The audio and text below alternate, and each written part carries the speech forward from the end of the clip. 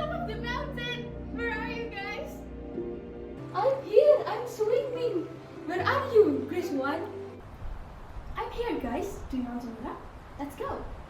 Hello everyone, welcome back to the Right Wanderers podcast, where we explore the world one story at a time. I'm Evelyn, I'm Grace One. And I'm Grace too. and today we're diving into the fascinating world of travel writing. The good, the bad, and the most bizarre. Yeah. So hey everyone. So excited to chat about this topic. And then travel writing is like we are traveling but minus the jet lag. Oh yeah, the extreme weather change. So you guys know that I cannot be in a place that is too cold, right? So Yeah. I hope that I can be traveling and but my body can stay in my bedroom. So that's really awesome. Nice. You know, traveling writing is not just about I went to Paris and then had croissant, Croissant. yeah, and voila, Eiffel Tower. No, it's about sharing your unique perspective and helping readers feel like they are right there with you. Grace One, can you break it down for me? Of course. So, what is travel writing? Actually and essentially, travel writing is like when someone writes about their experiences and the things they see while they are traveling, while they are in a journey. Yeah. But it is not just like an ordinary diary, but it serves like it shows us how the writer see about the culture, the way of life, and even about historical moments. Yes, exactly. So the travel writers, or we can say that the one who do the travel writing, they use the detailed description to make you feel like you are there with them. You can smell the spices in the market and hearing the crashing waves on the seashore. Or try not to be panicked when you don't understand the local language. Yeah, that too. But seriously, guys, Mhm. travel writing gives a personal perspective on traditions, way of life, and also the landscape of the places we might never visit ourselves. So, Chris, too. Okay. What do you think? Why travel writing is so important? Okay, so I think the travel writers hold a lot of power in this case. So their stories shape how the readers view the world from their narratives, and that's why the accuracy and the authenticity of travel writers, they are the key. So you don't want to perpetuate stereotypes or romanticize the place without understanding it right.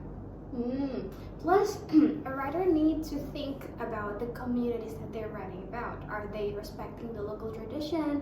Are they considering the economic impact of their words?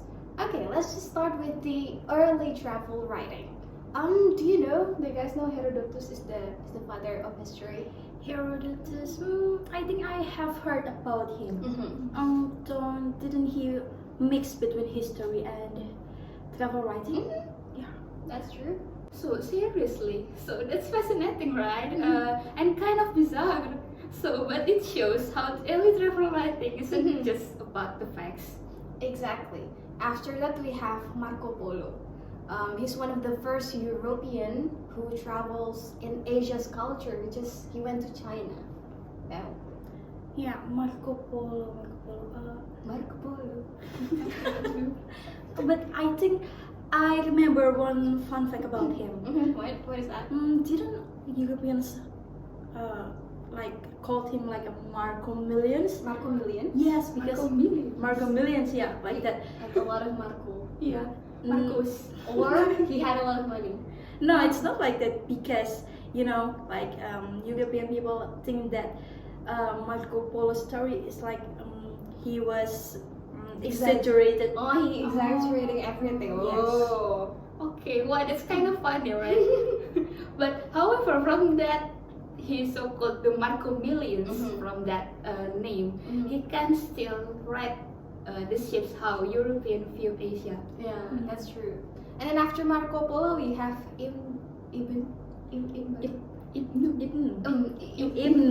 pardon me, Ibn Battuta. Okay, he traveled even more than Marco Polo. It's like 30 years. Do you guys believe that? Yes, Oh, that's so long. amazing. He even became a judge in Maldives, right? Yeah. So And also his description in his writing is very detailed. And it can be said that they are the window of into the 14th century of Muslim cultures. Oh, wow, that's great. But however, it's kind of a shame that he is not as well known as Marco Polo. Yeah, that's true. Yeah, but the Ibnu, Ibnu. yeah, Ibnu's journey, it deserves more attention. Yeah, he deserves more attention. Yeah. And then we have three people, where then the last one is the age of exploration, which is the age of colonization. We have Columbus, Magellan, and the other. You know what? Their travel writing were more like a propaganda. Yeah, Columbus exaggerated the wealth of the Americans to secure money from expedition. So it was not just about travel writing. It's not just about exploration, but it was all about conquest. Oh, and also you guys know that they just use those writing to justify colonization, which brings us to the postcolonialism. So the keyword now is postcolonialism. Postcolonialism. Okay. I think we need to explain to everyone first what is postcolonialism and colonialism. What is it related with travel writing? Yeah. Do you have any ideas? Okay, let me explain it in Okay, a nice. simple sentence. So in the past, travel writing is often supported the idea that Europeans' cultures were better than the others. Like, I think it's like kind of childish, right? It's very childish. Okay. Okay, and then the writers will describe people from other countries, like the people like not European, as a strange or uncivilized, and making Europeans later believe that they were superior. And I want to add more. And Okay. so postcolonialism is a way that understanding and analyzing the effects of colonialism on culture or societies. So it focuses on how previously colonized people reclaim their identities after gaining independence. Wow, you guys are so smart. Thank you. Thank you. Okay, let's talk about how travel writing has changed over time. Maybe back during the age of European exploration, it was often used as a way of justifying colonization. Yeah, writer will describe other cultures in a way that made them seem weak, as I said before, or inferior. In that way, European powers could frame their colonialization as a kind of duty. That's a beauty. Yes, exactly. Let's take David Livingstone, for example. His writing about Africa made it seem like the Europeans' job was to civilize the continent. Wow, that's so bad. That's so bad. But then again, today many people criticize how travel writers back then portrayed other cultures like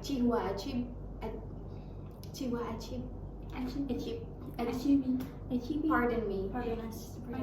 For instance, he criticized Joseph Conrad's Hearts of Darkness, he calling it racist and misleading. Racist and misleading. Oh, and about Olahot Equiano. Those are Africans, yeah, because the name are so, Yes, it sounds very African. it sounds very African and a little bit difficult for us to Yeah. pronounce. So pardon us. Yeah, it's his autobiography painted a completely different image of Africa. Why? Because it is based on his own experiences as a former enslaved African, and it was so powerful to see the difference. Yeah. So it's right. So another more is Gareth Griffiths. So that's it. He pointed out that early travel writing often depicted the indigenous people as heathens who needed to be converted to Christianity. So that mindset was everywhere. It's so bad. Yeah, it's so bad, right? It's so unsettling how writers like Daniel Defoe in Robinson Crusoe presented European characters as natural rulers over savage land, you know. And he described Africans as needing help from Europeans. And it's just like his word become kind of support system for Europeans, and it just make them sounds very you know, I'm the superior one, Wow. I'm very dominant, you guys Okay. are. Yeah, it's very childish, right? It's very. And also, Edward Said is the Said. key. Yeah, Said. Edward Said Okay. is the key. Yeah. Is the key here. Why? Because he introduced the concept of Orientalism. Orientalism. So it shows this idea shows how the West created a distorted image. Okay, of East to justify their domination. Okay, so beside Edward Said, then there is Homi Baba. Pardon me for the mispronounce. He talked about the cultural hybridity. So it is how colonial and colonialist culture influence each other. So in his word, the location of culture really dives into this. Interesting. I have one more example, but this one is for women. We have like those are men, and then there's a Gayatri Spivak. She focused on how colonized voices, especially women's, were silenced. And her book, A Critic of Postcolonial Reason, is so important for recovering those perspectives. Yeah, I think that's also important. And thankfully, nowadays, people are more critical to that kind of narrative, right? So, but however, it is also important to know or to recognize how much those early writings shaped the way cultures now were viewed. Yes, totally. I totally agree with you. And understanding their works makes us rethink now how we view the travel writing itself and the narrative that is created. That just show how powerful travel writing is. Yeah. It can change a lot of perspective, and memory plays a huge role in how these stories are shaped. Oh, for sure. Memory affects how we recount or we retell the journeys. For example, let's take an example like two people like they visiting the same place together, but if we ask them to write something, they can write differently from these two people. Oh yeah, so it's like a game where people like view the memory differently. Yeah, that's it. And the tourist case. Oh yeah, That's the word from John Muir's concept remind us that our view of other cultures is often shaped by the past travel writers. Do you have an example? Oh, for sure. Oh, let's take a look on Marco Polo. Marco Polo again. Marco Millions. Marco Millions. As I said before, his writing of Asia were so exaggerated, right? And then that's why he was called as Marco Millions. Yeah. It is like he was the original clickbaiter, guys. Clickbait. It's like YouTube. Yeah. But in the past. There's no YouTube in the past. There's no YouTube yet. And okay, so besides Marco Polo, we have another that Ibn Battuta. So he traveled way more than the Marco Polo, but however he deserved less hype than Marco Polo, right? So he even became a judge in Maldives for a bit. So can you imagine that on the LinkedIn? How can you write it? I have been a judge in the Maldives. That's so crazy. But Legend. like there is no LinkedIn in the past. Yeah, there's no Legend. LinkedIn. Yeah. But not all of the travel writing is as charming. Colonial narrators often portray non-Western cultures unfairly. And what did Edward Said said about Orientalism? So Edward Said said about Orientalism as about stereotyping on steroids. So Western writers painted that the East as the mysterious and backward to justify the domination. So it's really not cool. It's not cool. Yeah, it's not cool, guys. And then there is post-colonialism, so which flipped the script. So it is the academic lens that critics and deconstruct colonial narrative, and also it examines how colonialization shaped cultures and identities. And then, moreover, post-colonialism also addressed the issue of representation, identity, and the power dynamics. And it also challenged the perspective of former colonizer. Postcolonialism, one of the must-read book is from Achibi, Things Fall Apart. It's very good because it gives us a new perspective on how colonialism disrupted Igbo society and its tradition. And Rusty Midnight's Children uses magical realism to explore India's post-colonialism identity, and it's very interesting. So we have a lot, maybe Africans, and then we have Asians, and then a lot. Okay, so I will add more. It's about the Jamaica Kinsates. The book is called A Small Place. So in this book, she critiques how tourists in Antigua exploits the colonial histories. So this book is really open your eyes. Opening. Okay, I think we talked a lot about colonialism and post-colonialism. How about we go to the 21st century on the travel writing? Do you have any idea of the evolution itself? Oh, so in the in the 21st century, right? So it's changed a lot. So we have moved from the colonial narratives to diaspora perspective. So there's also more focus on sustainability on the Harvey genres. Okay, and also don't forget about digital influence, right? Like blogs, vlogs, Instagram, caption that have made everyone like a mini travel writers nowadays. It's kind of like that. But with great power, you have to remember that great power comes with a great responsibility. So you have to think before you ink, guys. Before inks. But I want to add more. But nowadays we have phones to travel. Maybe you go to Singapore and then you record it and then you do voiceover and oh my gosh guys, I'm here, I'm eating this one with this.